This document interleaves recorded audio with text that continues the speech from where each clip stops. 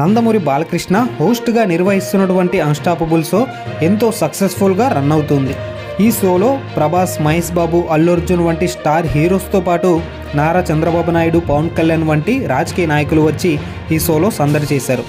అయితే ప్రస్తుతం 4వ సీజన్ 7 ఎపిసోడ్లు కంప్లీట్ చేసుకోగా 8వ ఎపిసోడ్లను మొదలుపెట్టారు. ఈ 8వ ఎపిసోడ్కు బాలకృష్ణ నటించినటువంటి డాకు మహారాజ్ టీం వస్తున్నట్లు కూడా ఆహా మూవీ టీం తెలియజేశారు.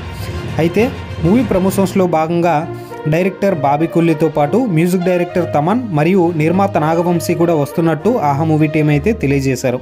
ప్రస్తుతం ఈ షో అన్నపూర్ణ స్టూడియోలో షూటింగ్ జరుపుకున్నట్లు కూడా తెలుస్తుంది.